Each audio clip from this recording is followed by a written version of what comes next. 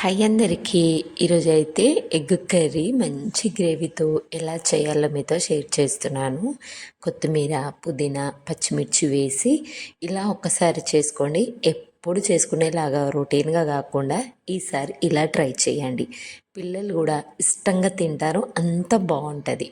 First అయితే ప్యాన్లో ఒక 2 టేబుల్ స్పూన్ వరకు ఆయిల్ వేసి ఈ సైజ్ అయితే ఆనియన్, మీడియం సైజ్ ఆనియన్ని కొంచెం పెద్దగానే ముక్కలుగా కట్ చేసుకొని వేసుకోండి. బగారాకు కొంచెం దాల్చిని, 2 వెల్లిపాయలు, అలాగే జీడిపప్పులు ఒక 5, 6. నెక్స్ట్ పెప్పర్ కొద్దిగా ఒక 7 నుంచి 10 వరకు తీసుకోండి. ఒక్క విలాచి, ఒక్కొక్కటిగా స్టార్ కూడా ఒక్కొక్కటిగా వేసుకోండి.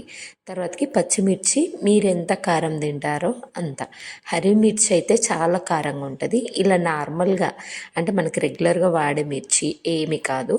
కొంచెం ఇందులో మనము ఇంకా జీడిపప్పులు వేసాం కాబట్టి కారం కూడా చచ్చిపోయిద్దండి. అంత ఎక్కువ కారం ఏమి ఉండదు.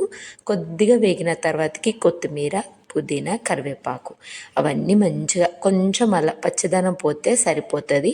తీసి పక్కన పెట్టేసుకోండి. నేను ఇంకా టొమాటో అయితే ఏం వేయలేను, ఓన్లీ 1 సైజు ఆనియన్ మాత్రమే వేస్తున్నాను. ఇదే ప్యాన్లో కొంచెం పసుపు, కారము, బాయిల్ చేసిన ఎగ్స్ ఘాట్లు పెట్టేసుకొని కొంచెం ఆయిల్లో రోస్ట్ చేసుకుంటే బాగుంటుంది టేస్ట్. డైరెక్ట్గా కూడా వేసుకోవచ్చు, బట్ ఇలా రోస్ట్ చేసుకుంటే ఒక జస్ట్ 2 మినిట్స్.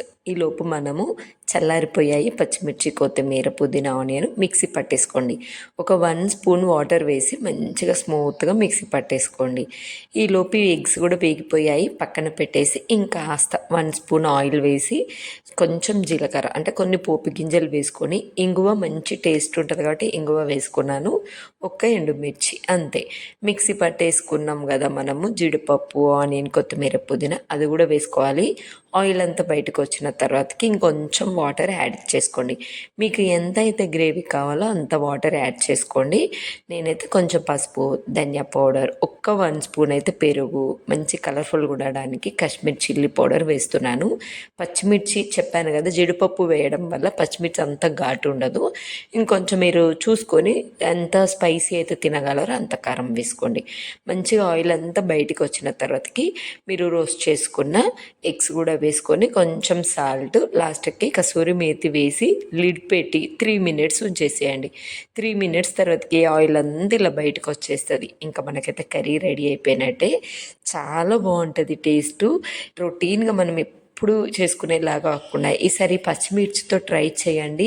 అసలు వేడి వేడిగా ఈవెన్ మీరు చపాతీలోనైనా, నాన్లోనైనా, అంటే రోటీస్లో లేదంటే రైస్లో కూడా చాలా బాగుంటుంది. కడుపు నిండుగా తినేస్తారు. పిల్లలు కూడా ఇష్టంగా తింటారు. ఎక్కువ స్పైసీ ఏం లేదు. ఒకవేళ స్పైసీ ఉంటే కొంచెం లెమన్ అలా పిండేయండి, కానీ ట్రై